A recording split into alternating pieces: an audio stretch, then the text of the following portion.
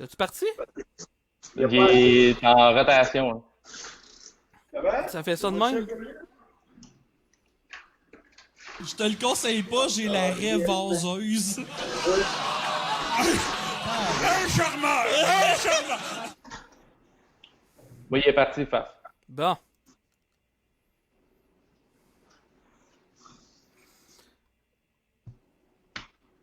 Je le vois pas. C'est pas mieux. Je suis jaune.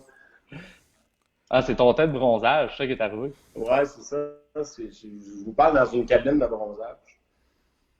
Là, attends un peu, là. T'es sûr qu'on est live?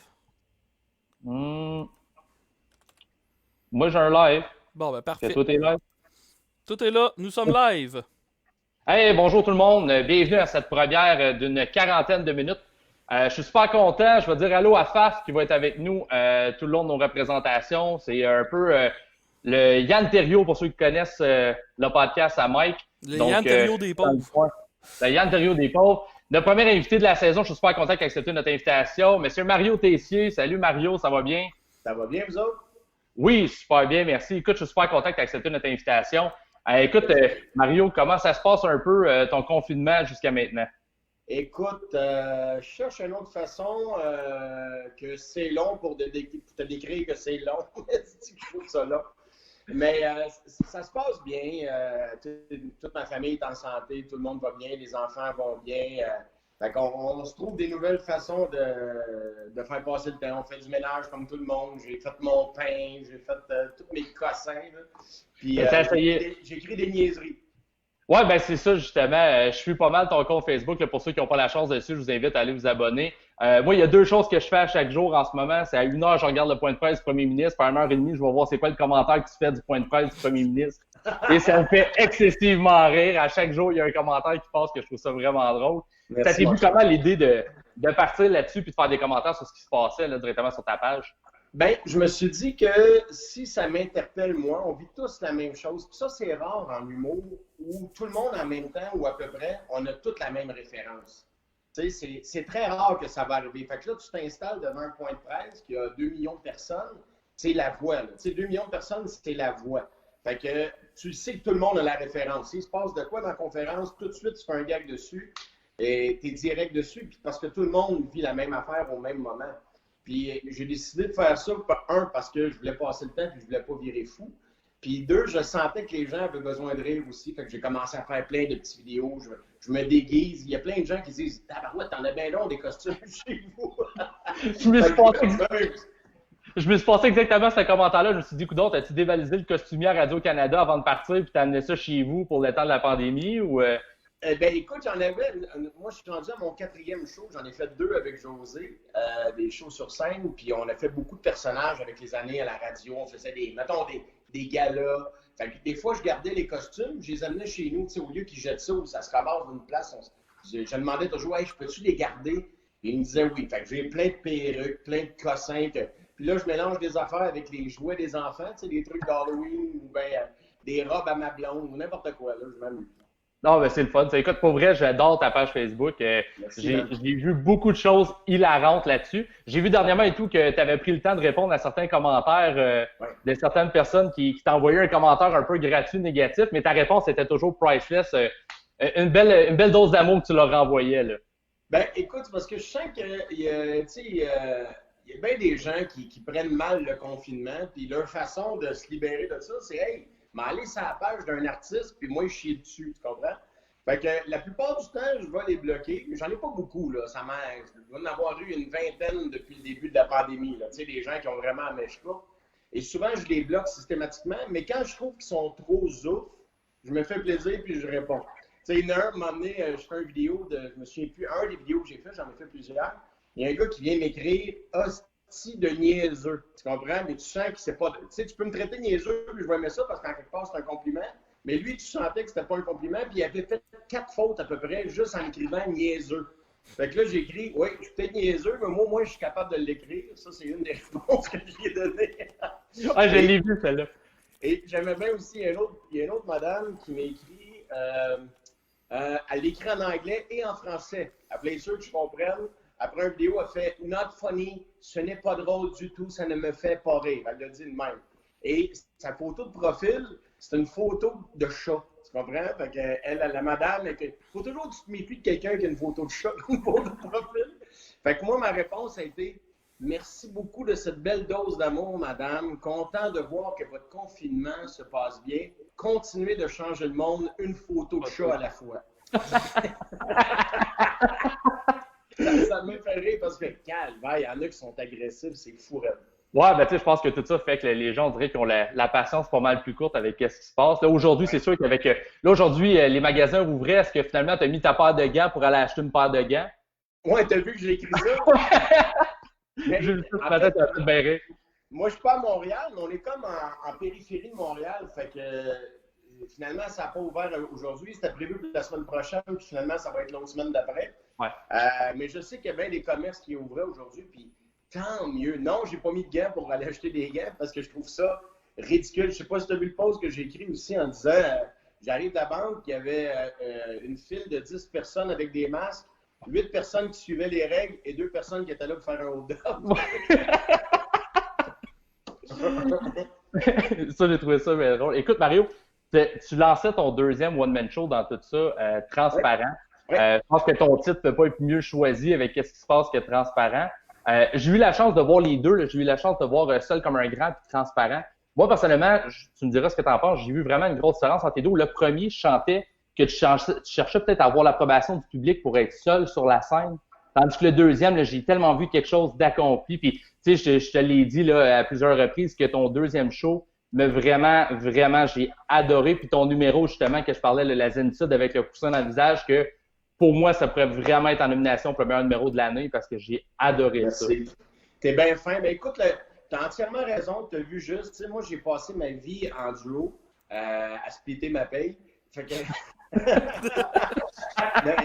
c'est pas grave, elle était plus grosse dans le temps, fait que c'est le fun. Mais non, j'ai passé ma vie à faire ça, puis je suis très content de l'avoir fait. Mais quand j'ai décidé de faire un spectacle solo, je savais que pour les gens, ça prendrait une période d'acclimatation, si tu veux, tu sais. Je sais pas si ça se dit le mot que je viens de dire, là, mais... Ouais, d'adaptation, pour s'acclimater. Ouais, d'adaptation, tu sais, pour que les gens s'habituent. Hey, il existe-tu tout seul? Lui, il est capable de faire des phrases tout seul? Fait que tu as tout à fait raison. Seul comme un grand, ça se voulait une transition entre ma vie en duo et ma carrière solo sur scène. Et là, le deuxième show, j'ai dit, je suis rendu à 49 ans, transparent, je vais dire ce que j'ai le goût de dire. Si t'aimes ça, tant mieux. Merci de me suivre. Sinon, ben écoute, je vais quand même être conséquent à ce que je fais, puis je vais faire ce que j'ai vraiment envie de faire à 100 000 à l'heure. Pendant 90 minutes, il n'y a pas de compromis. C'est moi à 100% sur scène. Puis, t'as-tu travaillé une façon différente d'écrire ton show entre le premier et le deuxième, façon différente de, tu sais, je sais pas si tu étais enfermé quelque part, justement, souvent, vous faites ça pour tu sais, avec des writers, puis où est-ce que vous partez pour écrire le show? Tu l'as écrit toute seule ou? Il y a eu Étienne Langevin, mon chum Étienne Langevin. Ouais. On a collaboré ensemble. Il est venu, mais il a chippé in dans mon texte parce que c'est un gars qui a un univers complètement différent du mien, mais je le trouve tellement drôle. Il y a des affaires un peu comme Mike Ward. Il y a des trucs que Mike fait sur scène, j'en suis jaloux, mais je pourrais pas le dire. J'ai pas le casting, j'ai pas la face pour dire ça, tu comprends? Ouais, non, Mario, je connais la chanson, j'ai une face de petit gars propre. Il y a des affaires que je peux pas dire. Il faut que tu aies le casting pour dire certains gags. Et Étienne est un peu comme ça. Fait qu'on a mélangé nos univers sur certains de mes numéros, puis ça l'a vraiment fait monter mon matériel d'une coche. Puis c'est tout, j'ai écrit vraiment le deuxième spectacle dans des soirées d'humour, en me promenant avec des jeunes humoristes, en allant voir plein de shows, en faisant plein de numéros, en m'inspirant de ce que c'est rendu finalement l'humour en 2020, avec des jeunes qui sont là, qui jouent 7 fois par semaine, 8 fois par semaine, qui jouent tout le temps, ils ont le couteau entre les dents. Fait que c'est comme ça que je l'ai monté le deuxième show, puis je voulais que mon show soit teinté de cette nouvelle réalité-là, puis être au goût du jour finalement. Je voulais pas avoir l'air du gars de 49 ans qui s'acharne sur scène puis qui est dépassé. Là. Oui, parce que pour ton deuxième show, tu es reparti à faire la tournée des bars. Tu es allé virer loin dans des petits bars au lieu de simplement roder dans des salles déjà établies. Là. Oui, puis sais-tu quoi? J'ai adoré ça. Là, on est en pandémie, man. Je paierais pour aller faire 15 minutes au bordel. Je paierais. J'irais jouer gratis pour un club sandwich à Rivière-du-Loup. J'ai le goût de... J'exagère, mais c'est parce que j'ai déjà fait quelque chose de similaire à ça. J'aime tellement jouer que pour aller tester du stock. Des fois, il me disait « Hey, j'ai pas d'argent, j'ai 50$, tu viendrais-tu me faire? » Ben oui. Là, il me payait pour 15 minutes, je le faisais 1h15. Tu sais, je suis un peu comme ça dans la vie. Moi, je fais pas ça pour faire des sous, je fais ça parce que j'aime vraiment ça. Puis en ce moment, ça me manque. T'as pas idée. Pour vrai, à soir, là, tu me disais, hey, Mario, finalement, on a une passe. M. Legault nous donne une soirée, mais c'est, mettons, c'est à Québec, puis c'était à 10h15. Je prends mon char, puis je m'en viens, je m'en vais faire Ouais, ben, tu sais, pour avoir fait des shows avec toi, c'est une des choses que j'avais remarqué où est-ce que le contact avec le public était vraiment important avec toi. Je sais pas si ça vient de tes années de radio ou est-ce que là, c'est sûr que le contact avec le public est plus important à ce moment-là, des fois, que sur scène, mais je t'avais vu, écoute, t'es un des seuls artistes que je voyais se promener dans la salle avant un show, aller serrer des poignées de main et aller dire bonsoir au monde. Je trouvais ça assez hallucinant quand même, là. Ben, tu sais, moi, j'ai commencé à faire de la radio il y a très longtemps avec un monsieur qui s'appelle Mario Lirette, que vous connaissez bien dans le coin. Mario a animé à Gatineau pendant des années. Puis pour moi, Mario Lirette, c'est le meilleur communicateur que la radio a connu depuis très longtemps.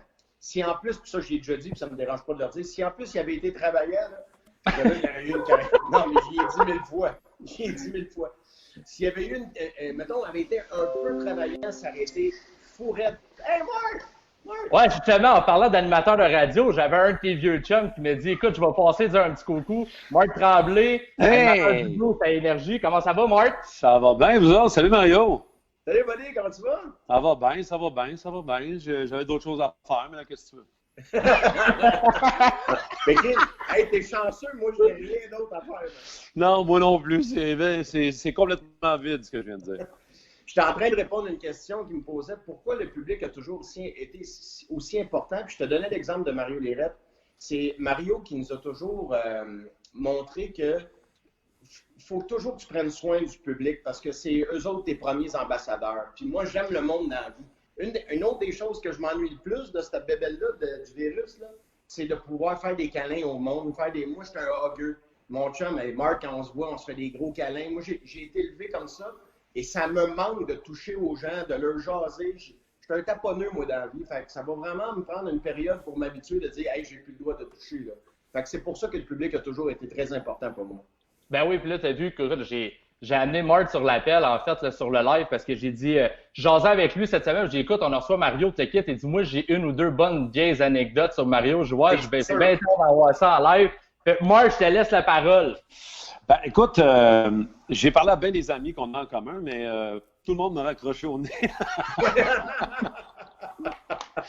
Mais moi, le pire, c'est que quand Eric m'a demandé ça, moi, j'ai une mémoire de merde, mon gars, là. Ça n'a aucun sens. Puis, tu sais, Mario, combien de fois, nous autres, on se connaît, ça doit faire à peu près une vingtaine d'années. Facile. On s'est connus à travers les grandes gueules, à travers la radio. Vous veniez souvent. Ouais. Moi, je suis un gars du Saguenay. Maintenant, je suis à Gatineau Énergie, mais j'ai passé 18 ans presque. En fait, 13 ans de temps au Saguenay.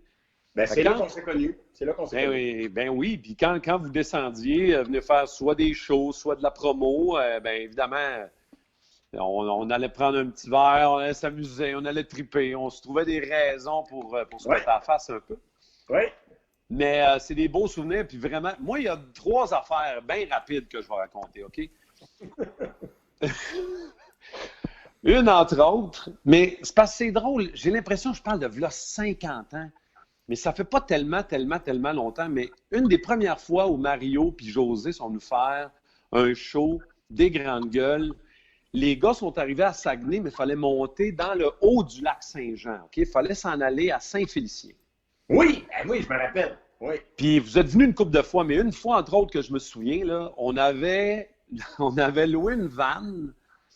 Parce que là, il y avait Mario, il y avait José, il y avait Jean-Pierre le gérant, il y avait un autre chum de tournée qui était là. On était quelques-uns, là, puis 2-3 chums de la station là-bas. Écoute, on avait fait la ride de Chicoutimi. Les gars étaient descendus en avion, on les avait ramassés à l'aéroport de Bagotville. On avait monté jusqu'à Saint-Félicien. C'était approximativement, on va dire, 1h45 de route. Là. C'était à peu près la durée du show. Chris, ils l'ont tout fait dans la van en montant. J'étais plus capable. Puis ça faisait pas longtemps que les gars faisaient le show. Ça faisait. Ouais. Fait que là, vous vouliez pratiquer, puis vous avez dit. Puis tu sais, c'est des vrais de vrais, là. Ils n'ont pas changé après autant d'années de radio pour autant de scènes. C'est des gars qui ont ça dans le sang. Ils veulent réussir, performer, ils veulent que ça soit bon tout le temps. Mario, après 18 fois qu'il va réviser un texte, esti, une 19e fois, tout d'un coup que ça sera encore meilleur, il va le faire. Fait que tout le long en montant, man, les gags, un autre gag, raye un gag, refait le gag. Non, refait-le de même. Hey, nous autres, on chauffait, puis j'étais avec Stéphane, pas de Oui, Stéphane Gouin. Oh, oui, qui qui a été writer pour vous autres sur le show, sur l'émission de radio. Puis ça, c'est dans les débuts là, que vous avez connu Stéphane. Quand il a quitté la radio, c'est là que vous l'avez engagé pour être à Montréal avec vous autres. Puis tout le long de la ride, nous autres en avant, man, on tapait sur le volant. Les gars, c'était des caves. Mais c'est là que tu vois des vrais de vrais, là. Des vrais pros. Puis tu sais, en même temps, moi, j'ai 47. Toi, Mario, t'as 49? 49, merci. Bon. Tu sais, puis je peux pas dire que j'étais un genou, mais tu sais, c'est les gars de bac de Montréal, là, c'est des stars. Là.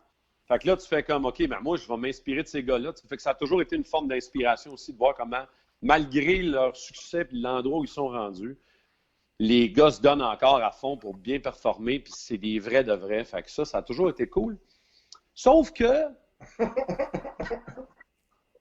Je pense que je vais mettre mes lunettes. Bouge pas, je pense que je vais mettre mes lunettes. OK. J'aime ça, les fleurs ont toutes été lancées, le pot s'en vient. Ouais, c'est bon, vas-y. 2 dernières anecdotes. Mario, il aime chanter. Puis dans le temps, à Saint-Félicien, il y avait un bar qui s'appelait le Folie Bar. Hein? Attends un peu, je me rappelle pas de ça. Non, je sais que tu t'en souviendras pas parce que on était un petit peu de même. Mais c'est correct. On était sur le party, on était heureux, on a du fun, puis tout allait bien. Mais juste à côté de l'hôtel du Jardin où les gars avaient fait leur show, il y avait un propriétaire de bar là-bas qui s'appelait le Folie Bar, qui faisait la machine à chanter, qui faisait un karaoké. Puis évidemment, c'est un petit coin Saint-Félicien, tout le monde se connaît, tout le monde est au spectacle des gars. Les gars, on se dit qu'est-ce qu'on fait après, nous autres? Écoute bien, on va prendre une bière, où on va, Marc, on s'en va là, le propriétaire nous invite, on s'en va là. Mais Mario, quand tu décides à chanter du karaoké, là, c'est pas de l'arrêter, là. Il a chanté, je pense, écoute, il en a fait 2, là, tout le monde est content, le bar il est plein, man, c'est « Wouh, Mario, yeah! » Les gars des grandes gueules sont en place, t'oublies ça, là. Et là, Mario fait « Mais moi, je sens faire un autre! » Là, ah ouais, hein, c'est un fun, jour to be là. Et enfin, une autre, ok, c'est cool, c'est fort. Ça fait 3 tonnes de Tom Jones, Steve, va cette année. Mais non, me donne pas, c'est ça. Me donne pas. Je pense, pour vrai, là, je pense qu'il en a fait 10. Ça arrêtait plus un autre tonne, puis un autre, puis du vieux crooner, mais c'était tout un show, là. Lui, en avant, man, il est rendu en chess. Ah ouais, là, mais moi, dans ma tête, j'étais une rockstar, là, dans ma tête. Mais tu sais, ça, c'était très, très drôle. Puis, la dernière anecdote que je raconte vite fait.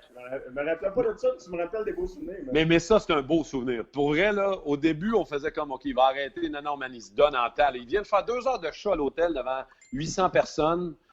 Puis là, il est en avant du monde encore. Ça y coule dans la face. Il a chaud quand il est sur une scène. Mais man, il lâche pas puis il chante. C'est un vrai de vrai. Puis la dernière anecdote, ça, c'est un moins belle anecdote. Ça fait pas tellement longtemps. On est ici pour fêter, célébrer le 30e anniversaire de CKTF, d'énergie. Ça fait 30 ans que la station existe. Et dans le paysage radiophonique d'énergie, ben, il y a eu l'émission des Grandes Gueules, évidemment. Donc, les gars sont là, dans le line-up du show. Mais on est dans un bar. T'sais, Mario, c'est un pro, mais maintenant, les bars, ça fait longtemps qu'il n'a pas fait. Fait que là, il est en avant, puis il y a du monde, puis ça parle fort, puis... en fait, il faut que tu dises que depuis le début de la veillée, là, à chaque fois qu'il y en a un qui prend le micro, il n'y a pas un chat qui écoute. Personne moi, écoute. Je le sais qu'il faut que j'aille le faire, mettons, je pense que je faisais 20 minutes de stand-up. Il fallait que j'aille faire 20 minutes de stand-up avec du monde chaud, avec un son de marde. Fait que... Un beau corpo, là. Non, pire que ça, Eric. C'est pire que ça, tabarouette. C'est même pas plein, c'est pas fait de faire des choses, c'est tout joue contre tout le monde. Là. Bref, vas-y. Et là, Mario, il embarque. Mais là, Mario, il est déjà, comme il est en train de l'expliquer, il est déjà sur la grosse guire. Là. Il vient de tomber sur la guire, vous me ferez pas chier à soir, ça me tente, mais pas tant. Il embarque, il commence, puis là, il lance une coupe de crack. Il en a vu d'autres. C'est un pro, là, tu sais. Puis, OK, c'est beau, toi, quand tu t'en vas au cinéma, tu parles-tu avec l'écran? Puis, ouais, il te les sort. Ouais, les classiques, là. Mais là, maintenant, il y en a un qui tombe ses nerfs. Puis là, il le voit en plus. C'est pas énorme, là. On est à... Voyons, on est où donc? On est... l'ancienne turlute, là, ça Ah, la boîte à chansons? Non. OK, le Mardi Gras. C'est ça, on est au Mardi Gras. Et c'est pas gros, là. Fait que là, il voit le gars qui parle au bar. Là. Puis là, il décide que là, c'est lui qui va payer pour toutes les autres. Il te le rosse, mon gars, mais un liner après l'autre, c'est pas des petits jabs, là. C'est pound, pound, pound. Une souplesse arrière, il te le débâtit. Mais tu sais quoi le pire? Ouais. C'est que ce gars-là, c'est Denis Bouchard. Un gars que tout le staff connaît. C'est le 30e anniversaire de CKTF. C'est notre ancien directeur général. Il est en train de rosser l'ancien DG. Et non seulement il rosse, mais en plus, lui, il est rendu assez haut placé au CRTC.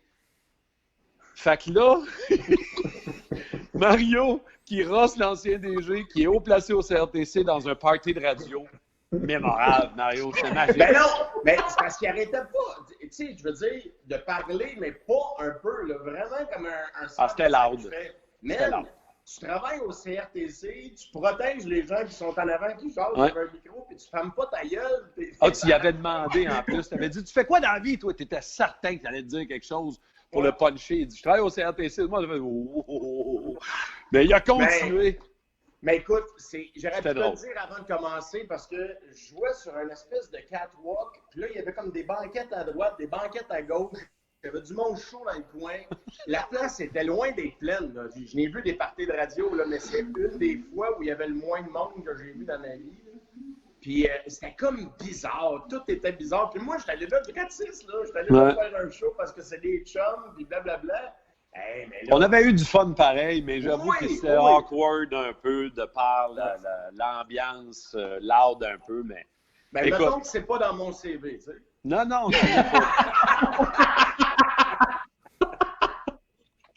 On a des places de même où tu fais « Ah, man, j'aurais voulu être ailleurs. » Mais c'est pas grave, on est allé super après pour le du fun. Oui, absolument. Puis c'est toujours un bonheur de te revoir. Puis moi aussi, je suis un colleux, puis j'ai hâte de te recoller, mon Mario. Moi, avec mon chum, on s'est parlé en plus il y a quoi, 2 semaines à la radio? Ouais, tu nous as appelés. On a fait un petit truc ensemble, un petit 5-6 minutes ensemble en ondes. Toujours aussi généreux, toujours aussi le fun. C'était écœurant, hein?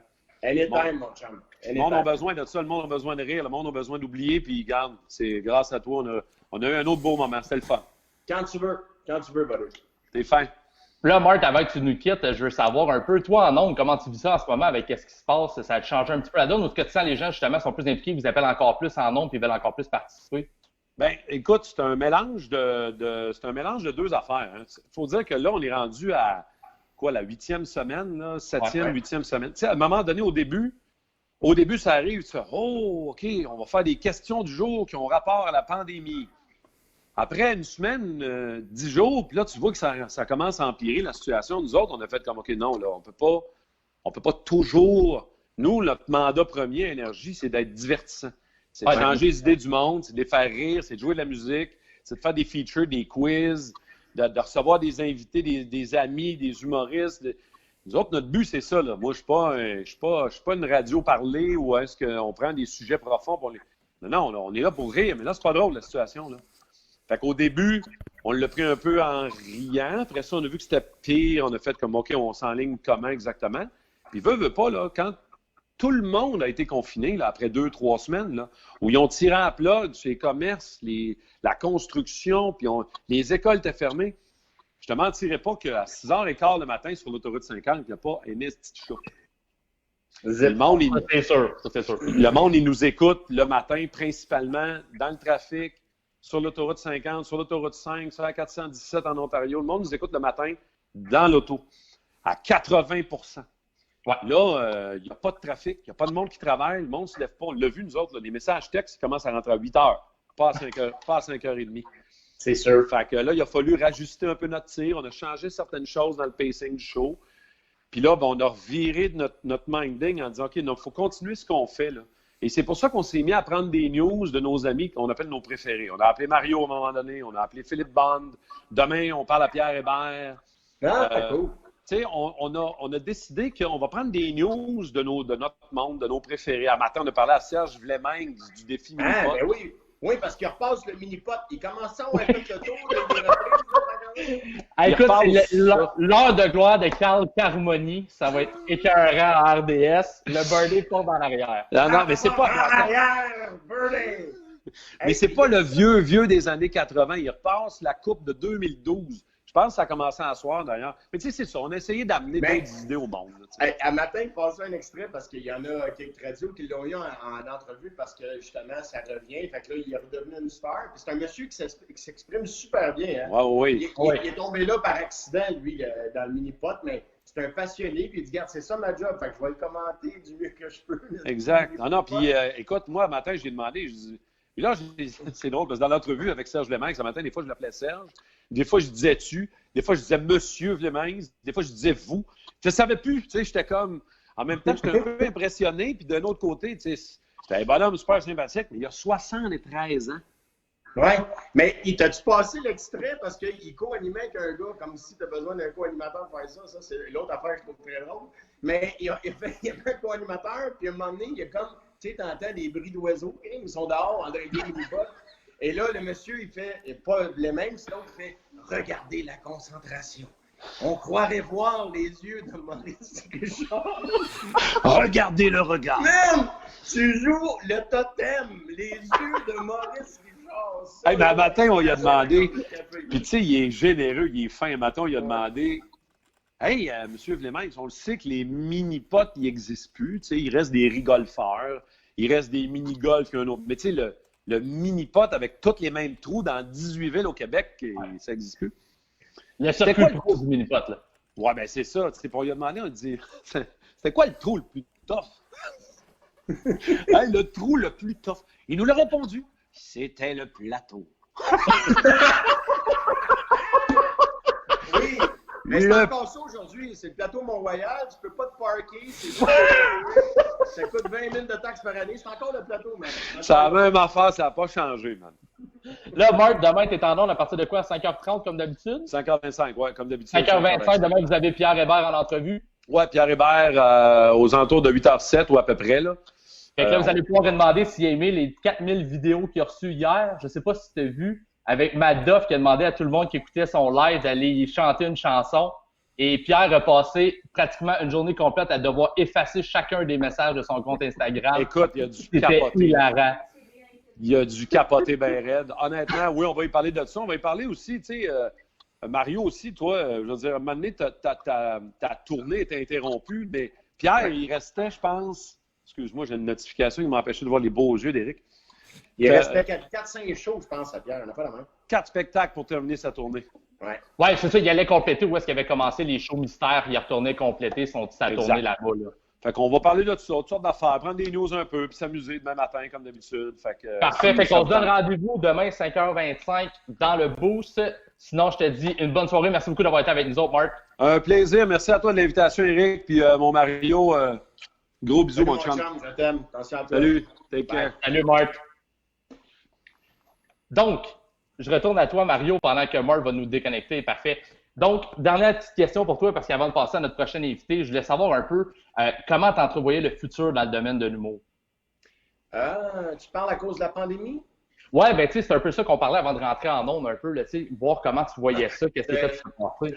Je ne sais pas. Moi, j'essaie de rester optimiste, mais je sais qu'il y a 6 phases au déconfinement et que le milieu culturel fait partie de la phase 6. Ouais, c'est dans la dernière phase. Ben, puis honnêtement, je trouve ça un petit peu dommage parce que j'ai de la misère à concevoir, puis j'ai rien contre les Costco, là. Oui, ils vendent de la bouffe et tout ça, mais il y a des affaires qui, pour certaines personnes, sont des services essentiels. Moi, je pense que les arts, pas juste l'humour, les arts en général, font partie, pour moi, des services essentiels. En cette période-là, tu en as besoin. Là, mettons, là c'est le fun. On parlait des reprises de la mini-pot et tout. Là. Mais à l'automne prochain, là, parce qu'il n'y a plus personne qui va pouvoir tourner rien cet été si on ne change pas ou si on n'assouplit pas quelques règles. Ça veut dire quoi? On n'aura pas de nouvelles émissions. Tu sais, les gens qui ont juste ça à un moment donné pour s'accrocher quand le moral est moins bon, pour rire, pour aller voir leur chanteur préféré, pour aller voir, tu sais. ils vont se tourner vers quoi, ces gens-là? Moi, je pense qu'il faut réajuster le tir un petit peu. C'est drôle parce qu'il y a un communiqué de l'API, l'Association des professionnels de l'industrie de l'humour, qui part demain et qui demande un peu des comptes au gouvernement, à savoir, mais c'est bien beau, là, vous dites la construction, vous dites, je comprends, là, c'est vrai qu'il y a des choses plus importantes que les arts, j'en conviens. Mais il ne faut quand même pas négliger l'effet, puis je ne parle pas de moi personnellement, les effets des arts sur le bonheur des gens et sur l'équilibre mental des gens. Fait que j'espère que ça va déclencher à un moment donné, parce que là, moi, je répète, c'est drôle, on se parle aujourd'hui. Un matin, j'étais dans le salon avec, tu sais, un lighter pour allumer les chandelles. Là. Je parlais dans le lighter pour allumer les chandelles. Puis je répète mon texte parce que je veux pas perdre le... Tu sais, moi, je faisais 4-5 shows par semaine. Puis pas perdre le beat. Comme une deuxième nature. Fait que tu veux pas le perdre. Fait que là, je répète. J'essaie de garder ça actif pour être prêt à embarquer sur la glace quand ils vont nous dire que la saison commence. Tu comprends? Mais t'as-tu des choses? J'espère que ça va être à l'automne prochain. Moi, je pense que si on a une chance de remonter sur scène dans un avenir approché, ça ne sera pas avant l'automne. Je pense pas. Et il y aura, oui, peut-être des mesures, peut-être que le public aura des masques, mais je veux dire, de là à priver les gens de tout spectacle, je ne suis pas certain. Je comprends là, pour un Centre Bell, je comprends pour un stade où il y a 60 000 personnes pour aller voir une game de football. C'est pas ça que je suis en train de jaser. Ouais. Mais dans une salle de spectacle de 800 personnes, si on fait ça comme il faut, puis on pense à des idées pour essayer d'éviter les contacts, on met des boîtes de purée aux entrées, puis on teste les gens. Si tu fais de la fièvre, tu n'y vas pas. Il faut que tu sois logique aussi. Là. Mais je pense qu'il y a moyen de faire quelque chose, puis j'espère qu'on va le faire pour la survie du milieu culturel québécois. C'est pas gros, le milieu culturel québécois. Il y a des artistes qui crèvent de faim big time, parce que là, il y a des programmes pour toutes, mais il n'y a pas encore de programme vraiment pour les artistes et tout ça. Puis on parle des artistes sur scène, mais ça vaut aux propriétaires de salles de spectacle, ça vaut aux propriétaires de restaurants qui vivent souvent grâce aux spectacles qui sont à proximité des salles. Tu comprends? Oui, il y a des gens qui dépendent de ça. Là. Ben oui, écoute, je pense que tu avais peut-être un début de concept avec ta boîte en plexiglas où est-ce que ta tête était dedans sur ton Facebook que j'ai trouvé que c'était une très bonne idée. Mais oui, ça peut être quelque chose comme ça pour garder les distances. Ben écoute, je te remercie d'avoir accepté l'invitation. Est-ce que tu restes avec nous pour le prochain invité? Il reste combien de temps? Je ne sais pas. Environ une vingtaine de minutes. Ah, mais restez avec vous autres, ça me dérange pas. Parfait. Si tu veux, je vais rester. Ben oui, j'aimerais ça. Ben non, je veux que tu restes avec nous autres. Écoute, on va connecter notre prochain invité avec nous autres. Puis oui, exactement, en attendant, ce que je te disais, c'est ça, c'est la boîte que tu as faite, j'étais comme, OK, au moins, ça va garder une certaine distanciation sociale entre les gens, parce que ça fait pas de sens de jouer dans une salle à moitié vide. Non. Mais tu vois, mais tu sais, l'idée qu'il y a, c'est en Suède, juste avant que tu mettes ton autre intervenant, là. En Suède, au restaurant, je ne sais pas si tu as vu, puis ils vont amener ça ici au Québec, éventuellement, tu sais, des genres de plexiglas entre les tables du restaurant pour éviter. Ce qu'on veut pas, c'est le postillon. C'est ça qu'on veut pas, puis on veut pas. OK? Mais je te dis n'importe quoi. Si chacune des salles de spectacle, là, sur les accueillants, si tu mettais deux espèces de petites vitres de même, là, deux trucs de plexi, il n'y a pas moyen de faire de quoi. Il doit. Ah ouais, non, exactement. Trouver une certaine solution qu'on pourrait adapter des salles de spectacle. J'ai allô à PB qui vient de se joindre à nous autres. Salut! Ça va? Ça va bien, toi? Je suis content de te voir. Ouais, content de te voir. Je veux te dire un gros merci, PB, que tu es le seul avec un super beau décor derrière toi, professionnel, pendant qu'on le jase, au lieu d'avoir une fenêtre warmer blanc ou. Dude, ça fait 3 ans que je me bâtis un studio de podcast chez nous, là. Pour une fois, ça fait. Ah, écoute, t'as choisi le bon temps pour faire ça. Donc, tout le monde, je vous présente PB Rivard pour ceux qui connaissent peut-être un peu moins. PB a été dans l'émission Les 5 prochains hors TV, aussi collaborateur à l'émission Entrée principale. Et en ce moment, tu animes ton podcast Le Carré de sable, qui est excellent, dit en passant. Merci. Puis juste avant que tout ça arrête, je sais que ta thérapeute elle a fait le saut en voyant le titre de ton show. Ma thérapeute est morte. Donc, parle-moi un peu de toi, comment ça va là, dans ces temps un peu différents. Ben ça va. Écoute, j'ai des bonnes et mauvaises journées. Je pense qu'aujourd'hui, c'était une mauvaise journée, en fait. D'habitude, ça va super bien. Puis là, aujourd'hui, je sais pas, je me suis réveillé, il faisait gris, j'ai fait comme, non, pas aujourd'hui. Puis, c'est pas moi qui décide, c'est ça que je réalise. Puis je commence à accepter ça. Je commence à accepter que c'est pas moi qui décide quand ça va bien, ça va pas bien. Je peux juste mettre les choses en place pour me donner une chance, mais le reste, honnêtement, j'ai pas le contrôle sur rien. Fait que je commence à accepter cette espèce d'état-là de tu peux pas empêcher une vague, tu peux apprendre à surfer, ben c'est ça. J'essaie d'apprendre à surfer ça. Puis de tirer le. Parce qu'il y a beaucoup de positifs, je trouve qu'il y a beaucoup de positifs dans tout ça, malgré tout. puis que si on s'attarde à juste regarder la marde et le négatif dans tout ça, ben probablement on finira pas d'en trouver. Il y en a plein, on le sait déjà. Puis ça te met dans un état qui t'aide pas à passer au travers de ta journée. Fait que je trouve que c'est ça. Tu trouves ce que tu cherches. Fait que j'essaie de volontairement chercher des affaires plus positives que je finis par trouver là, quand j'ai l'énergie pour. Quand j'ai mal dormi, là, je vois juste je vois juste pas mal, là. Je fais fuck tout, il fait gris, mon cactus, il est tombé dehors sur le balcon. Je suis comme j'haïs ça. Mais c'est ça. Fait que c'est ça. Ça va bien. Je me tiens occupé là, avec des projets, j'écris, je fais du ménage, je vends des affaires sur Kijiji, je veux tuer du monde. Ouais. Ça marche-tu Kijiji en pandémie parce que j'ai des affaires à vendre? Hey, pour vrai, oui. Les gens achètent n'importe quoi. C'est vraiment là. Écoute, j'ai envoyé un iPhone plié par la poste. Dans une. Je veux dire, à un moment donné, là. Puis j'ai jasé avec le gars, puis c'est ça, on se sent tout seul, hein. J'ai jasé avec le gars pendant comme une demi-heure, puis il m'expliquait, j'habite en Ontario, c'est pour un projet, puis là, je fais un iPad, je fais un iPod classique mélangé avec un nouveau téléphone, puis j'ai besoin de ta carte mère, puis là, faut que tu vérifies si le OS, c'est le vieux OS, là, j'étais comme, je vais juste te le poster, là, envoie-moi de l'argent. C'est ça, finalement, le gars était tellement content de jaser qu'après 45 minutes, t'as envoyé l'argent, puis il a dit laisse faire le téléphone. Ouais, c'est ça. C'est exactement. Pour vrai, il m'a juste soigné de l'argent de même, j'étais comme, il s'est pas méfié de la fraude et tout ça, je sais pas. Mais fait que oui, ça fonctionne. Si t'as des affaires à vendre, c'est le temps. Là. Honnêtement, les gens ont le temps de magasiner puis d'acheter des affaires qu'ils n'ont pas besoin. C'est vraiment ça. Écoute, j'ai vendu des affaires, ça n'a aucun sens. Là. C'est ridicule. C'est quoi, à part le téléphone, donne-moi l'objet que t'as vendu que tu penses que ça fait aucun sens que quelqu'un ait acheté ça. Là. Faut que la personne qui l'a acheté soit coupable de l'avoir acheté en ce moment. Je les ai enlevés à vendre, en fait. C'est juste que j'allais. Ben, je pense que le téléphone plié, c'est pas mal. C'est un téléphone qui marche pas. Puis c'est un 5 SE, là. Ça fait quand même 7 ans. ça fait longtemps, là. C'est un vieux téléphone, là. Et je reçois des demandes. Des jeux de PlayStation aussi. J'ai un vieux PlayStation. Puis le monde m'écrivait. Puis j'ai commencé à pogner les nerfs de. Je pense que. Puis Mario, je serais curieux d'entendre votre avis, en fait, là-dessus.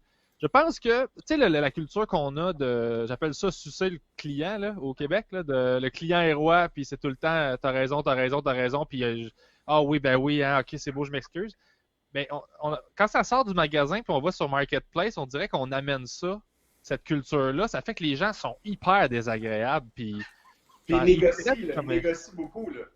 Ouais, ils te négocient, puis genre, ils sont bêtes, puis tu leur dois quelque chose, puis t'es chanceux qu'ils t'offrent genre 5$ de moins pour ton DVD des dangereux, là. T'es comme, voyons.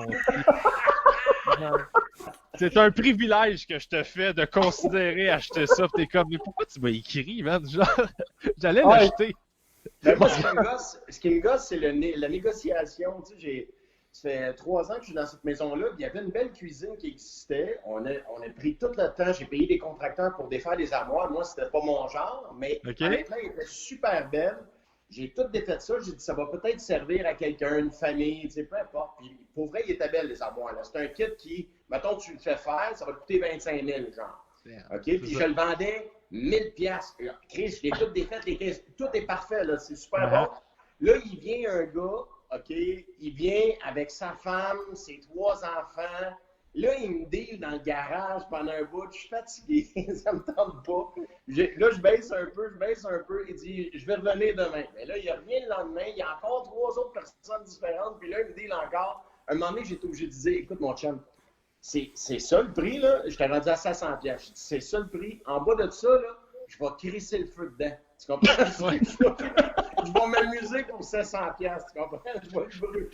Je dis, arrête. J'ai fait ça à du monde parce que moi, j'aime pas ça négocier. J'aime pas tout ce qui ressemble à un conflit. J'ai bien de la misère avec ça. Fait que genre, pour moi, de la négociation, c'est une chicane avec du cash. Puis j'aime pas ça. Je suis pas bien là-dedans. Fait que je dis, moi, je donne le meilleur prix dès le départ. Puis en dessous de ça, je perds de l'argent. Sauf que ça, c'est calme. Faut plus que je fasse ça. Fait que là, il faut que je fasse comme plus haut, puis je fais non, puis là, finalement, je baisse pas. J'ai ça, bref. Et là, il y a du monde qui me négocie pareil. Puis je leur ai dit, négocie pas, là, je veux pas, c'est non négociable. Puis à un moment donné, il finit par accepter mon prix, puis je fais non, je veux pas te le vendre, je t'avais dit de pas négocier. Je t'avais dit. Là, j'ai fait ça plein de fois, là. J'avais dit pas de négociation, puis tu t'es essayé, je te le vends pas. Bye! Ah, c'est bon, j'adore ça, man. J'adore ça. C'est niaiseux, mais c'est ça. Je garde des affaires que j'aurais pu vendre juste parce que je me transforme en père de famille. J'adore le truc, moi, le garder en note. Ben, écoute, moi, c'est vraiment ça. C'est ton affaire de crisser le feu dedans, je serais le genre à faire, regarde, je crisse le feu dedans, puis je t'envoie une vidéo. Ça, c'est ce que je t'ai pas vendu. Pense-y la prochaine fois que tu vas négocier, genre. Ça m'a coûté 700$ pour t'envoyer chier. J'aime ça. Une bonne idée, celle-là. Ouais. Là, la pompe PV, tu es en pleine écriture. Tu modifies plus le spectacle que tu as en ce moment. Tu écris pour d'autres. Parce que je sais que dans le passé, tu écris pour Stéphane Rousseau, Sylvain Larocque, Rachid Badouri. Ben là, Rachid, faudrait que tu m'expliques parce qu'à part écrire des pas de danse, je sais pas trop où est-ce que. Rachid, écoute, j'avais la même opinion. Je dois dire que je faisais partie de ces gens-là qui faisaient ces jokes-là aussi. Mais quand j'ai pas travaillé beaucoup sur son show, là, j'ai juste repunché. Le nouveau show, là? Sur le nouveau? Non, même pas. Même pas. Ça fait super longtemps, ça. C'était un de ces shows que j'ai snipé, là, qu'on appelle. Ouais. Puis il avait écrit comme Rachid. Ça a été vrai, je pense, son premier show, ça, qu'il se faisait tout. Non, puis honnêtement, je l'adore, là. C'est une blague. Je sais, faites-en pas, je le clarifie parce que je trouve ça important moi, ça m'avait surpris, puis j'ai fait, ben, je vais à cette heure, je vais me faire une mission de dire que le gars écrit beaucoup, puis Ouais. quand je suis arrivé dans son show, il avait écrit comme 80% du show, j'étais comme, ben, c'est super bon, puis je fais, OK. Fait que, vu que le préjugé que moi j'avais était plus vrai, je me suis dit, je vais peut-être, étant donné que j'ai participé à le propager, je me suis dit, je vais participer à le défendre. À le confirmer. Ouais, exactement. Ben, j'écris pour plein d'affaires, en fait. Mon show, en ce moment, je t'avouerais qu'il était rodé, fait que je le promenais. Ouais, c'est ça, exactement, ouais. Fait que, tu sais, je roulais dans les bars, moi, un nouveau 45 minutes qui était pas dans mon show, puis je roulais mon show en tournée. Fait que, parce que c'est important pour moi que t'aies jamais vu le stock que je fais si tu viens me voir. Fait que ça, dans le fond, c'est juste écrire pour écrire puis sortir du stock le plus possible. Ouais, puis, parce que je sais que tu es un bon d'écriture. J'ai déjà dit à Faf, là, une des premières fois, quand Faf me disait, ah, PB, je le connais, mais plus moi, j'écoute, pour moi, c'est un des meilleurs writers au Québec. Je trouve ça hallucinant parce qu'en plus, tu as tout le temps un show qui tourne, un show qui tourne, puis t'es comme là, tu viens de dire, tu fais un autre 45 en plus ailleurs avec un autre rodage. Je trouve ça complètement hallucinant, le nombre de blagues que tu es capable d'écrire. Ton processus fonctionne comment? T'écris tous les jours? Comment ça marche? J'écris des blagues vraiment poches, en fait. Ça me permet d'en écrire beaucoup. Parce qu'ils sont moins bonnes, fait que j'y vais au volume. Fait que c'est plus facile. C'est ça qu'il faut faire, man. Mais pour moi, c'est ça. Oui. Faut l'écrire. Puis, ben, c'est ça qu'il faut faire, mais en même temps, j'ai un problème, moi, c'est que je me tanne rapidement de mes affaires. Puis, d'un point de vue business, c'est pas super bon, là, parce que, je veux dire, faut que j'ai pas tiré profit au maximum monétairement de ces jokes-là avant de faire « je tanné ». Puis là, genre, les tasses. Fait que là, je suis en train tu vois, je suis début trentaine, je vois ma vie, puis là, je fais « ah, ok, je vais essayer d'être plus wise ». Fait que là, je suis en train de le jouer mieux, puis de placer mes affaires, de filmer ça, je vais vendre ça là, ça existe là. T'sais, pour que ce soit pas juste comme créer puis dans le beurre juste parce que je suis tanné, là, parce que on n'a pas le marché au Québec pour, je pense, faire comme aux États-Unis où tu peux faire juste 2 ans de tournée ou 1 an de tournée, puis il y a énormément de monde qui l'ont vu. Au Québec, le bassin est plus petit, fait que oui, il faut que tu te renouvelles plus rapidement, mais tu peux pas non plus. Ça peut te prendre genre beaucoup de temps avant de voir tout le monde, puis que tout le monde va tomber. Ben oui. Ouais, c'est ça. Ouais, non, je te comprends. Écoute. Mais c'est ça. Je suis l'impulsion de j'aime ça écrire des jokes. J'aime ça courir après une nouvelle idée. Puis, cet angle-là, je l'ai dessus. Monter sur scène, c'est pas clair. Puis là, je fais, c'est-tu drôle, c'est pas drôle? Ah, c'est malaisant. Tu fais, OK, c'est cool. Pourquoi c'est malaisant? Je vais trouver une joke. Puis là, il y a quelque chose là-dedans qui me plaît. Fait que c'est pour ça que j'écris pour les autres aussi. C'est parce que c'est des équations que moi, je peux pas résoudre. Je suis pas une fan de 50 ans. Fait que si j'écris une joke dans ma tête qui est pour une fan de 50 ans, je fais, ben, je la ferai pas. Je vais t'en donner à toi, mais elle existe. C'est une bonne joke, mais un mauvais casting, dans le fond. Exactement. C'est comme jouer un instrument. Il y en a qui jouent de la guitare. Moi, j'essaie de jouer de tous les instruments. Il y a le mien que je maîtrise mieux, puis il y a ceux des autres que j'aime pouvoir jouer aussi, mais je fais comme moi. Mais je peux écrire pour un instrument que je joue pas, genre. Je sais pas si c'est... Ouais, non, je comprends. Ouais, non, je comprends. Un peu ça, là. Fait que moi, c'est le même que je le vois. Puis c'est ça que j'aime, tu sais. Je disais, Mario, tu fais des trucs que moi, je serais pas capable de faire. Vraiment pas. Genre, tu sais, à chaque fois que je te regarde jouer, je fais comment? Je trouve que tu assumes tes act-out super bien. Tu joues, tu te commets. Il y a comme, t'as un style tu sais, on se ressemble, mais en même temps, pas tant que ça, parce que ton style fait que moi, je serais pas capable de livrer des affaires que tu vas chercher des rires avec des trucs que moi, je serais pas capable d'aller chercher des rires, à moins de commencer à vraiment focusser là-dessus. Puis ça, ben, c'est ton outil à toi, puis je trouve ça nice. Fait que moi, pouvant pas faire ça, je fais comme, ben, tu sais, mettons que tu pousses ça de même, je peux quand même nourrir quelque chose que moi, je pourrais pas faire. Fait que, tu sais, c'est ça que j'aime. C'est ça que je vois quand je regarde un autre humoriste, en fait. Moi aussi, c'est la même chose. Puis quand c'est drôle que tu dis ça, parce que je t'avais vu jouer un numéro, puis je m'étais dit la même affaire. Je dis, tabarnak. Tu sais, des fois, tu es dans la salle, puis tu vois un angle d'un chum humoriste sur scène, sur un numéro ou un sujet que tu as déjà exploré. Tu te dis, OK, je vais écrire là-dessus. Mais l'angle que lui a trouvé, c'est ce qui manquait à ton numéro pour que tu le fasses sur scène. Tu comprends? Ça fait chier, ça.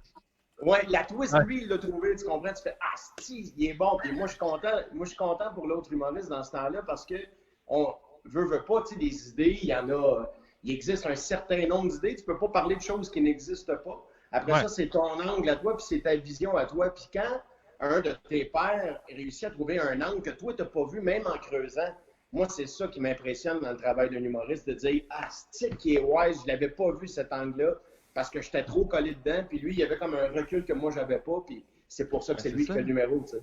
Non, définitivement. Mais en même temps, il est peut-être juste arrivé de l'autre bord, puis c'est la première idée qu'il a vue, lui. Tandis que toi, t'étais de l'autre côté, puis t'as tout défriché à la forêt, t'as tout étané, il restait 2 rangées d'arbres, puis lui, il a fait comme « Hey, il y a une pépite d'or! » T'es comme « Check ça! » T'es comme « En plein ça, man. Des fois, c'est ça. C'est vraiment ça. Mais c'est ça qui est beau, c'est que tout le monde explore genre sa petite zone, puis c'est ça. Moi aussi, j'ai cette fierté-là pour les autres quand ils trouvent de quoi. Je fais ah, c'est bon ça. Genre, plutôt que de nourrir une espèce de ah, pourquoi c'est pas moi qui y a pensé, parce que ça rend malheureux. Non, puis tu sais, c'est le premier réflexe, tu sais, pour ceux qui n'ont pas la chance de vous côtoyer un peu. Je vois souvent des humoristes aller voir des shows d'autres humoristes, puis ils sont vraiment contents pour l'autre quand tout fonctionne. Tu sais, il n'y a pas de jalousie ou de penser crash où les gars sont vraiment contents. Fait que, hey, ce numéro-là, j'aurais tellement ça aimé l'écrire ou d'approcher quelque chose comme ça, tu sais. Ben, c'est quoi, en même temps, j'ai le goût de dire que ceux qui vont voir les autres humoristes, ils sont probablement comme ça parce que justement, ils vont le voir parce qu'ils sont comme ça. T'sais, parce que sinon, probablement que ceux qui y vont pas, c'est ceux qui sont tendance à être comme tout le monde m'haït, puis à être plus jaloux. Puis, il ira pas s'asseoir dans la salle d'un autre, là, celui qui souhaite pas de bonheur. Il ira pas regarder quelqu'un avec qui il se considère en compétition torché devant une salle.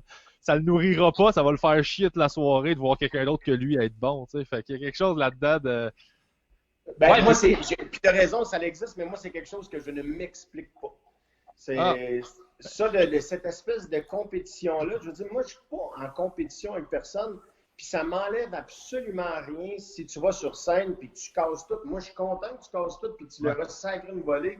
Moi, quand les gens viennent me voir et ils disent « Hey, à soir, je suis venu voir ton show, j'ai trippé. La semaine passée, je suis allé voir le show de PB, maintenant, je suis allé voir Rachid, je suis allé voir un tel, j'ai trippé. » Je veux qu'ils me disent qu'ils ont trippé quand ils sont allés voir un spectacle. Parce que si tu vas voir un show que tu as aimé, tu vas en voir un autre. Tu vas pas exactement. les gens aller voir un mauvais show parce qu'un mauvais show va t'empêcher d'aller en voir un autre. Tu comprends? C'est exactement ça. Mais j'ai pas toujours été comme ça, par exemple. Tu sais, quand tu dis que tu comprends pas, moi, je t'avouerais que je comprends, en fait. Ça dépend juste d'où est-ce que toi, avec quoi tu fais la paix en vieillissant. Quand tu comprends qu'il y a de la place pour tout le monde, si tout le monde prend sa place à lui, exact. Là, tu fais la paix avec ça. Mais avant ça, tu es en compétition, puis tu es en survie, tu n'as rien, tu n'as pas d'argent, tu payes à peine ton loyer. Tu sais, je pense que, je sais pas si d'avoir des succès professionnels puis de faire que tu as certains acquis, ça t'enlève cette pression-là puis ça t'apporte cette philosophie-là de « Hey, c'est correct ». Puis ça peut t'aider à te rendre jusque-là parce que moi, j'en vois plein du monde qui sont justement « Non, pourquoi lui a ça puis pas moi? » Puis c'est comme... C'est ça. C'est plus en début de carrière où justement t'aspires à devenir, tu sais, mettons que tu réussisses puis tu te dis « Colin, pourquoi lui, j'étais à l'école avec puis lui, il est rendu là puis moi, je suis pas rendu au même niveau puis pourtant, je suis aussi drôle que lui. » ou Ben, je pense que ça revient souvent, moi, puis c'est une réflexion que j'avais récemment, c'est drôle qu'on en parle, mais personne ne te doit rien, la vie te doit rien, le milieu te doit rien. Mais ça, quand tu le sais pas, Puis toute ta vie, ça se peut que tu sois guiré sur un mode de genre, hey, comment ça se fait que je suis pas heureux? C'est tout le temps de la faute de quelqu'un, puis c'est tout le temps. Puis là, tu finis par catcher à un moment donné que tu fais, OK, non, c'est parce que j'ai l'impression que je mérite quelque chose, alors que dans les faits, je mérite rien, là. Puis quand tu switches ça de bord, tu fais, ah, ben, je vais aller le chercher. Fait qu'à partir de ce moment-là, tu comprends qu'il n'y a rien qui est personnel. Ça, c'est business, c'est pas personnel contre moi. Le public à soir, tu fais, bah, c'était peut-être c'était plus son public à lui, pas à moi. Tout ça, ça t'enlève des frustrations qui n'ont pas rapport, qui viennent de toi, puis tu fais la paix avec ça. T'sais. Fait que je pense qu'on peut se rendre au point où tu parles, Mario, mais je pense que c'est pas tout le monde qui. C'est pas inné, je pense. Je pense que. Non, peut-être pas.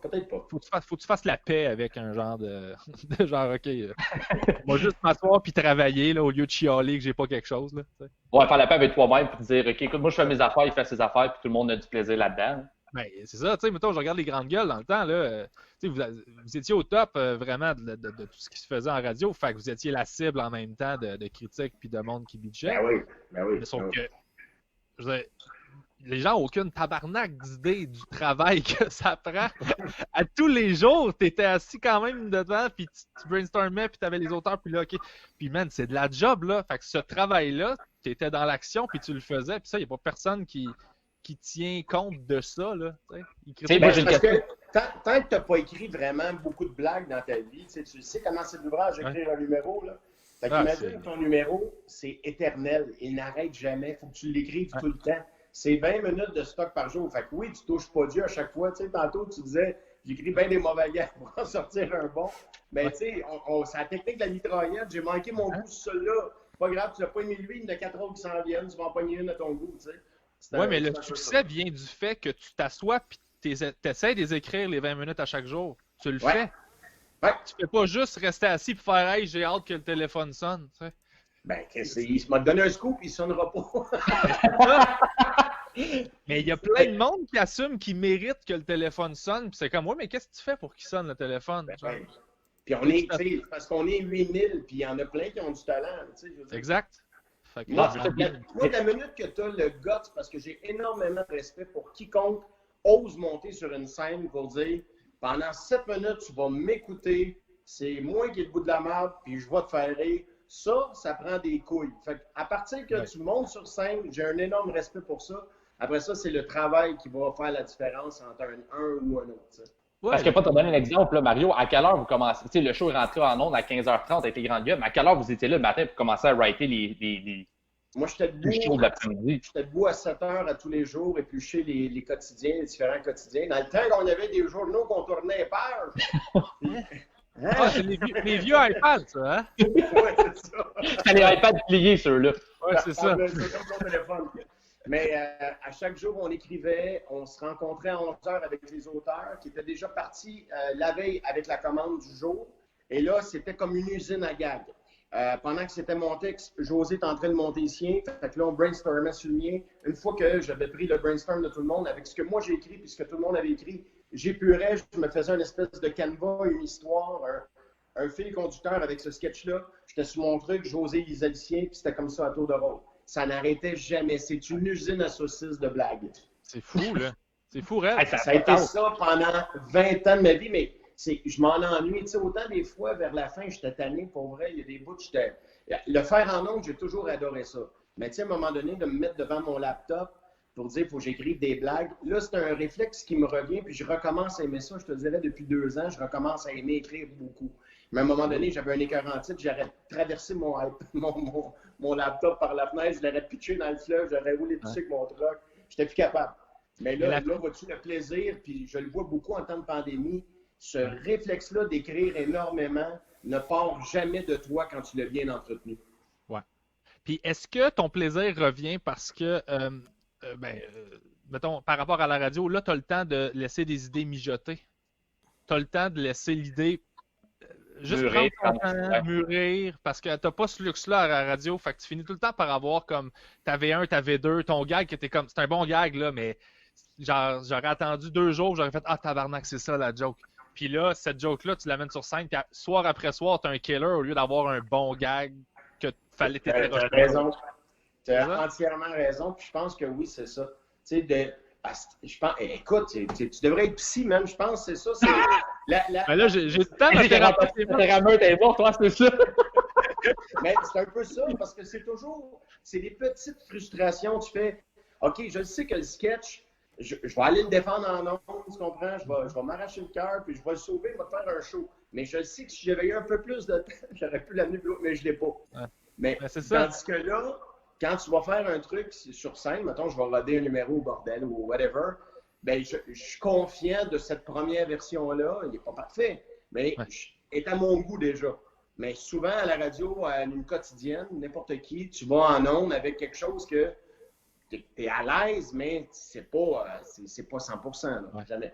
Puis tu le recommences pas le lendemain, dans le sens que, tu sais, c'est ça, tu peux pas améliorer. Cette espèce de feeling-là de progression est super important, je trouve. Quand tu rodes un numéro, tu vas le garder avec toi 2 ans, il va changer à chaque soir, tu vas l'apprivoiser, tu vas comprendre des affaires. Tu avances dans un projet. À la radio, on est passé au travers. Ouais.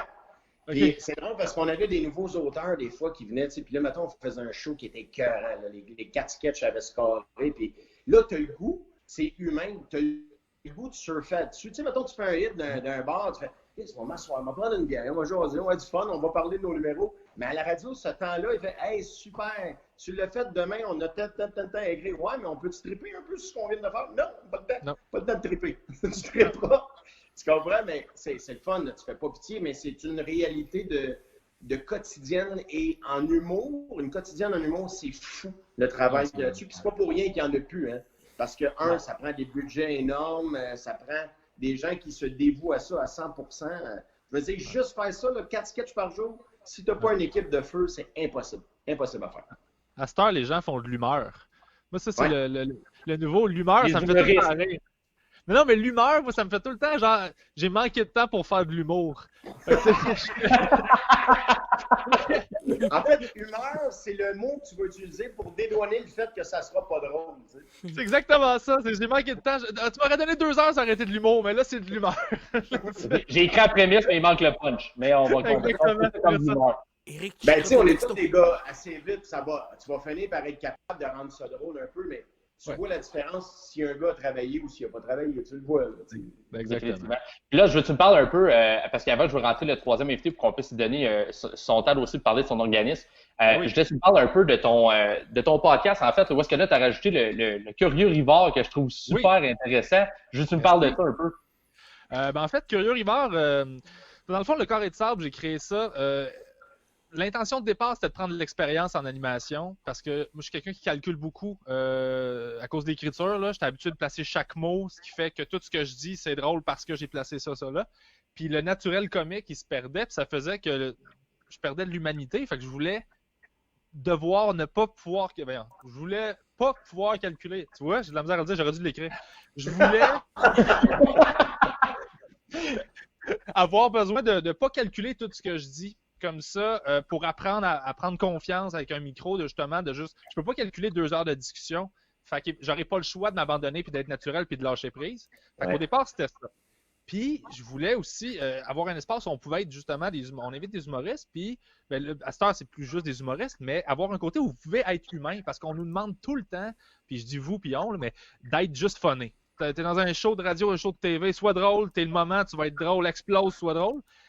Puis, je veux dire, moi, c'est des discussions dans les loges que j'avais avec ces humoristes-là étaient tout le temps plus intéressantes que ce qui se passait à l'écran. Fait que je faisais comme, il est où ce gars-là? Puis personne n'y a accès, le public n'y a pas accès.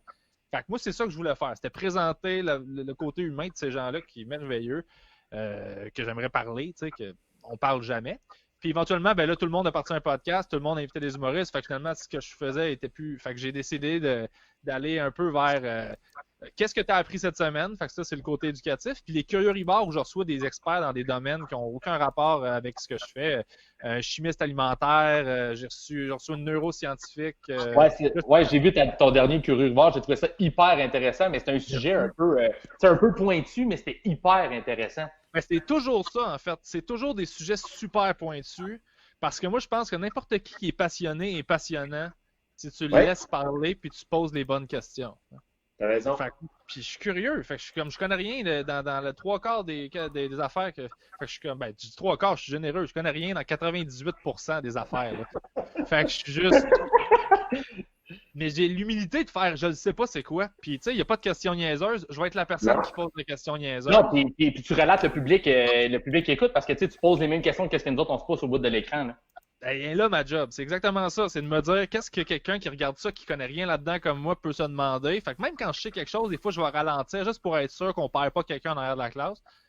Puis, jase avec quelqu'un qui trippe, là. Fait que je fais juste nourrir ce feeling-là de quelqu'un qui trippe sur son domaine. Puis, je peux jaser avec mon père. Il est venu, c'est un chimiste alimentaire. Il m'a parlé pendant 2h30 de la chimie des aliments, pourquoi le jambon est rose à l'épicerie, comment ils font les saveurs de chips, des affaires de même que tu sais pas. Wow, c'est bien le fun, ça. C'est Ben, super cool. le fun pour C'est vrai. écœurant. Ah oui, c'est super le fun. Puis, tu sais, en parlant justement qu'on parlait de personnes peut-être qui sont pas des artistes mais qui ont des sujets super intéressants. Vous avez vu Ben qui s'est connecté. Salut Ben, ça va bien? Salut Ben. Ah, j'ai pas de son Ben. Je sais pas si ton volume de micro est allumé. Le Je micro t'entends est pas. activé. Ouais, je sais pas si ton micro est actif, Ben. Dans ton ordinateur. Parce que moi, je peux pas le contrôler. Ouais, je fais comme un lien Thériault des pauvres, moi, fait que présentement, je peux pas le contrôler. Petit relais tes textos, Eric, pendant cet correct. temps-là. Là, c'est le temps de roaster Ben là, parce qu'il peut pas se défendre. c'est ça? Effectivement. Ben, écoute, je vais commencer par le présenter, le temps que peut-être que Ben peut checker au niveau de ton micro. Ben, en fait, c'est le fondateur de l'organisme Itinérance Zéro en Outaouais. Donc, en ce moment, c'est sûr que qu'est-ce qu'ils vivent, c'est très difficile. J'ai eu la chance de parler avec Ben, justement. Où est-ce que ils vont... Tu sais, c'est un organisme en Outaouais qui a des itinérants qui donne autour de 600 repas aux itinérants par semaine. Fait que c'est énorme. Surtout, tu sais, moi, je savais même pas, tu sais, je reste en Outaouais, je vois quelques itinérants, mais j'avais pas conscience à quel point vraiment qu'il y en avait autant d'itinérants, puis le problème était si gros en Outaouais, puis que j'imagine à travers le Québec, ça doit être énorme. Puis là, Ben, je sais pas si on peut t'entendre, je sais pas si tu as activé ton... Je pense que c'est pas réglé encore. Ils sont là-dessus en ce moment. Bon, parfait. Fait que je les laisse régler ça. Donc, puis ce que je parlais dans le fond avec Ben, c'est que en ce moment, le problème au niveau de l'itinérance, c'est que, puis il me corrigera là, bien qu'il puisse se rentrer en nombre, c'est qu'un des problèmes, c'est qu'ils sont logés en ce moment dans des gymnases. Donc oui, ils respectent le 2 mètres de distance, mais il n'y a pas de cloison qui sont entre les itinérants. Ils sont vraiment mis là. Donc si jamais il arrive un problème, il arrive un cas ou quoi que ce soit, la contamination peut se faire excessivement vite. Puis je sais, là, c'est ce qu'il essaie de travailler. C'est pour ça que je voulais lui donner la parole ce soir pour donner un peu de visibilité là-dessus. C'est qu'eux autres, ils essaient de réquisitionner. Là, je sais que la ville, elle peut faire ça. Hey, Réquisitionner un je vais hôtel. t'arrêter, Eric. Ben, ce serait mieux de faire, selon moi, c'est de raccrocher. Puis Eric va te rappeler. Puis de répondre juste Ok. avec ton cellulaire, Raccroche, Ben, pas d'écouteur. Parfait. Fait que je te laisse raccrocher puis je vais te remettre en onde, Ben. C'est de l'heure, il y avait le beau micro puis tout, là, mais il va falloir qu'il raccroche Ouais, puis qu'il réponde avec son cellulaire. Je vais te rappeler tout de suite. On savait qu'on était pour avoir un petit pépin technique en quelque part, c'est jamais parfait. Ouais, mais ça rend ça plus fun. Ça rend ça. C'est ça. Est-ce que Ben, t'es là? Ben, Oui, là, je suis là. Ah, salut Ben. T'entends. Fait que là, Désolé. trompé, Ben. En fait, ce que je disais, c'est que l'organisme Itinérance Zéro, vous distribuez à peu près 600 repas par semaine. Puis là, dans le fond, votre travail en ce moment, qui était plus compliqué, c'est que les itinérants en ce moment sont logés dans un gymnase, il n'y a pas de cloison, ces choses-là. Puis vous aimeriez ça peut-être ça que la ville puisse s'impliquer, peut-être trouver un hôtel pour les loger de ces choses-là. Oui, c'est un combat que j'essaie de mener depuis un bon moment, d'inclure les organismes communautaires dans l'Outaouais pour qu'on fasse juste une seule voix, pour leur donner un petit peu de dignité à ces gens-là qui l'ont déjà pas facile au départ. Tu sais, ils n'ont pas de famille, ils n'ont pas beaucoup d'amis, ils n'ont rien. Là. Puis là, on les loge dans un gymnase où est-ce qu'il y a 6 pieds entre les lits. L'autre, il dort pas, il est en psychose, il n'a pas pris sa médication. Il y en a qui sont toxicomanes, mais il y en a qui ne sont pas capables de fonctionner dans ce milieu-là. J'ai essayé d'avoir des chambres d'hôtel avec le support communautaire, comme je disais tantôt, ça n'a pas pogné trop. C'est comme si, ça me fait mal au cœur de dire ça, c'est comme si c'est pas des êtres humains. Tu sais, si ça serait un chat ou un chien...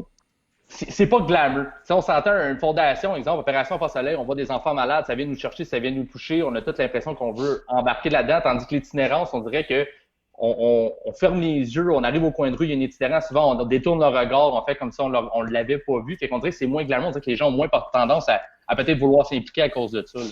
J'ai l'impression que oui, ben pas j'ai l'impression, c'est exactement ça que c'est, sauf que, tu sais, au départ, un être humain, moi, qu'il soit médecin, qu'il soit sans-abri, ça m'importe peu, là. Je me lève pas tous les matins pour aller aider ces gens-là, juste pour les regarder confinés dans un gymnase où ils n'ont pas vraiment de place où aller. si on aurait des chambres d'hôtel pour ces gens-là, il y aurait un lit confortable, il y aurait leur chambre, juste leur propre douche. On serait surpris. Là. Pour nous autres, là, c'est banal. Mais Ben, est-ce qu'il y a des hôtels présentement qui sont disponibles? Ça doit être pareil comme partout au Québec. Là. Il n'y a pas de touristes dans les hôtels, donc il y aurait de la possibilité de le faire. Il y a de la possibilité de le faire. Les hôtels sont vides. Puis, en temps de crise, la ville a le pouvoir de réquisitionner un hôtel. Puis là, on sait, il y a des enveloppes qui découlent du fédéral, du provincial. Il suffirait juste d'avoir assez de voix pour se mettre ensemble, pour pouvoir crier « ça va faire, c'est assez ». On peut-tu juste faire plus que « ça va être correct ». C'est pas correct. Si moi, comme individu, je peux pas vivre dans des conditions comme ça, je peux pas leur demander de vivre là-dedans. S'il y aurait eu les inondations encore à Gatineau cette année, je doute bien gros que les gens y auraient accepté de dormir dans un gymnase aussi, là, tout collés un sur l'autre avec 6 pieds de sport. C'est complètement inhumain. Ça, on peut pas. Puis, à un moment donné, il y a eu des feux où j'étais mis aussi. Puis, ce qui me foudroyait, c'est que la ville a offert des chambres d'hôtel. Puis, il y a quelqu'un en chemin qui a dit non, on va les loger ailleurs. On les a mis dans un centre où, écoute, les conditions humaines n'étaient pas là. Le cryo, mais qui a bloqué ça? Parce que tu dis que ça avait été accepté, puis à un moment donné, ça a barré ça a barré dans la rue. Il y a certaines personnes dans le communautaire qui ont dit c'est pas une bonne idée, les chambres d'hôtel. Si c'est ça, il y a de la santé mentale, mais donc, pour une partie de la clientèle qui est en santé mentale, on les connaît, là. On les connaît. On aurait pu les encadrer un petit peu plus. Ben non, à la place de ça, le temps que tout le monde s'en revient de bord, qu'on trouve une salle qui est humaine ou qu'on peut lui donner un petit peu de confort ou de dignité, ben non, les gens étaient couchés à même le plancher de ciment avec des petites couvertes en flanelle. Écoute, le cœur me fend dans deux. J'ai dit, je peux pas croire qu'on en est rendu là. Oui, puis en plus, tu me disais, écoute, il y en a même qui préfèrent retourner vivre dans la rue ou plutôt qu'être dans le gymnase avec les autres parce qu'ils se sentent plus en sécurité. Absolument. Puis, tu sais, il y a un cas en particulier, là, les gens vont trouver ça drôle parce que c'est un homme. Le monsieur, il subit la violence conjugale. Puis là, il a peur du virus, les gens, ils dorment pas bien. Tu sais, il y a toutes ces choses-là qui font qu'il y a zéro confort. Et Colin, il a préféré retourner vivre là-dedans. Ouais. Parce qu'il dit, je sais à quoi m'attendre, mais il dit, je partirai quand la période COVID sera finie. Ben, tu sais, le monsieur, il a préféré aller chez eux, à se faire abaisser, à suivre de la violence psychologique et physique. Ça me donne à la ramasse, là. Mais il est retourné là-dedans. On a bien des filles qui ne sont pas escortes d'habitude, puis il y a toujours des faux aidants autour des sans-abri. Parce que quand tu vas dans les centres, là, c'est méchant ce que je vais dire, les petits cues ne sont plus là. Il y a toujours un monsieur aidant autour qui va la prendre chez eux. Surtout s'ils sont jeunes et sont belles. Ils vont la prendre avec eux autres. Là, ils disent, écoute, tu vas avoir 3 repas par jour, tu vas pouvoir faire ton lavage, tu vas avoir ton lit, tu vas pouvoir prendre ta douche à tous les jours, sauf que ça n'inclut de coucher dans le même lit. Mais il y en a que, écoute, ils ont été assez maganés par la vie et qui se disent, Chris, dormir dehors pour avoir de la misère ou d'être pogné avec un vieux pervers puis pas avoir le COVID, c'est pas la meilleure option, mais c'est la moins pire des deux. Oui, c'est ça, c'est la moins pire des options. Oui, la moins pire des deux. Mais tu sais, ces gens-là, si on les loge dans des hôtels, c'est fini après. Oui, puis ça leur donnerait oui, c'est ça, puis tu sais, ça leur donnerait un peu de dignité puis un peu de repos aussi, parce que vivre dans la rue, c'est pas nécessairement évident, là. Au moins, comme tu disais tantôt, c'est pour avoir une douche, une salle de bain, où est-ce qu'il serait, pour avoir une bonne nuit de sommeil, ça a l'air niaiseux, mais avoir une bonne nuit de sommeil dans un lit confortable, ce qui a l'air chose assez de base pour tout le monde, mais ça peut changer vraiment la façon que les autres mondes vivent, là, exactement. Absolument. Puis tu sais, la pyramide du bonheur ou de rituel de vie, la pyramide de Maslow, on l'appelle, c'est d'avoir un cercle d'amis, c'est d'être aimé, c'est d'avoir des repas, un logement. Si tu n'atteins pas ce premier palier-là, c'est impossible de prendre au deuxième. Ils l'ont même pas. Puis là, les gens les critiquent, ils n'ont pas de distanciation sociale. Écoute, le seul famille, c'est celui qui est dans la rue avec lui, parce que c'est le seul qui ne juge pas. Fait qu'à partir de là, les travailleurs de rue en Outaouais, les intervenants font un excellent travail. Il faut le souligner. Là. On parle des infirmières, etc. Moi, je suis le seul ici de nuit puis de soir tard. C'est pas rare. C'est ainsi depuis COVID que je reçois des gens qui sont en crise panique. Je ne sais pas s'il y en a qui connaissent ça. Là. Moi, j'ai été pogné longtemps avec ça. Mais des gens qui font des crises paniques, il faut que je me déplace à 2h30, 3h du matin, juste pour pas le laisser passer ça de seul. C'est tous des petits trucs qui font en sorte que la personne préfère vivre sa panique ailleurs. Il y en a qui m'ont demandé, là, avec une légère santé mentale, puis ça m'a assez venu me chercher en dedans. Il dit, Ben, tu sais-tu quel genre de délit je pourrais commettre pour pogner juste 2 mois? Ouais, juste pour aller en dedans. Puis je pourrais profiter du restant de l'été. Ça, là, ça m'écoeure qu'il soit obligé de penser de même. Faut-tu que tu sois rendu au point où tu as eu un mal de vivre qui est intense, qui est toujours là? Tu n'as même pas le droit de chambre d'hôtel. Ah, c'est ça. Je vais pas te couper, Ben. Oui. Je voulais mentionner aux gens, parce que là, on a busté notre temps, je viens de voir qu'on se faisait couper. En fait, ce que je voulais dire, c'est si les gens veulent soit donner, parce que oui, des dons en argent, c'est sûr, c'est important parce qu'on en a besoin, mais ce que tu me mentionnais, c'est également, vous avez surtout besoin en ce moment de bras et de bénévoles, parce que la majorité de vos bénévoles sont assez âgés. Là, en ce moment, qu'est-ce qui se passe? Ils ne peuvent pas aller vous aider. On peut aller directement sur la page d'Itinérance Zéro sur Facebook pour aller appliquer pour être bénévole, c'est ça? Oui, Itinérance Zéro Gatineau, c'est le groupe Facebook, puis il y a la page Facebook. Mais Itinérance Zéro Gatineau, on voit tout ce qui se fait sur le terrain, les repas, les cuisinières, on voit tout. Puis, tu sais, c'est basé sur un mouvement citoyen. On est 2500 quelques membres, là. Puis on est une quarantaine de bénévoles actifs, mais sont bénévoles. Exactement. On pousse la barque assez loin. Pardon? Est-ce que je peux poser une question? Ouais, vas-y, t'as le temps de la dernière question. Je te laisse le mot de la fin, PB. Sur qui il faut mettre de la pression? Mettons, moi, là, je suis chez nous, là, puis j'habite à Montréal, j'habite pas à Ottawa. Sur qui il faut mettre de la pression politiquement? Y a-t-il quelqu'un à qui il faut écrire? Y a-tu, pour mettre ça en lumière, essayer de brasser, shaker cet arbre-là que les choses changent un peu? Ben, j'ai l'impression que les médias, oui, exactement, il faudrait qu'on brasse toute la cage ensemble, puis demander au gouvernement d'agir. Tu sais, on peut tout écrire puis le demander au provincial, puis eux autres vont shaker le fédéral, vont dire écoute, il y a de l'argent, là, puis nous autres, elle n'est pas rendu. Faut que ça sorte. Parce que oui, ça va coûter cher, mais ça va coûter cher la même chose que si on aurait eu des inondations, ça aussi, ça coûte cher. Ouais. Mais les sans-abri, c'est des humains aussi. Écoute, je te remercie beaucoup, Ben, d'avoir été là et de mettre en lumière ce problème. J'espère vraiment que les gens vont aller directement sur la page d'Itinérance Zéro. On vous souhaite bonne chance là-dedans. Un gros merde. J'espère que ça va fonctionner et qu'on va être capable de sortir, au moins leur donner un peu de répit et de les aider. Je remercie PB d'avoir été là. Un gros merci d'avoir accepté l'invitation. Merci beaucoup, Mario. Super apprécié d'avoir été là également. Je vous souhaite bonne chance à tous. Merci à Faf. Très silencieux, mais toujours là, on a besoin de toi. Sur ce, je vous invite la semaine prochaine avec 3 nouveaux invités. On se dit à lundi prochain. Merci beaucoup tout le monde. Là, Eric, ferme pas le live parce que ça va planter quelque chose. Fait que je vais inviter les invités à raccrocher. Pour que Raccrochez un à un pour vous en aller. Salut PB! Bye PB! Allez. Puis Bye, Mario! Parfait. Parfait. Là, tu vas me dire, parce que il y a un setting qu'on a mal fait au début du live, ça c'est les beautés d'être en direct. Oui, et la pour première. pas tout perdre, faut absolument que je me connecte avec Anydes. Tu fais juste me dire ton dernier chiffre parce qu'il faut pas dire ça en ondes. Et pendant ce temps-là, c'est quoi ton dernier chiffre? Tu me le diras. Donne-moi 2 secondes. Je vais te l'envoyer par texte. Et puis si vous avez trouvé toutes mes interventions pendant le podcast pertinentes, je vous conseille d'aller sur le site lepointdevente.com. Il y a juste un humoriste présentement qui a annoncé son spectacle là-dessus. Et c'est moi, j'ai fait mon spectacle directement chez toi par rapport que tu vas être capable de voir au travers de soit ton téléphone à poche, ta tablette à poche ou ton ordinateur à poche. Fait que ouais, je fais. Puis, ouais, sur le site du pointdevente.com. C'est ça, sur le site du pointdevente.com. Tu me diras que ton Anydes. C'est envoyé ça. C'est envoyé. C'est quoi le numéro, le dernier numéro de ton. Ok, parfait.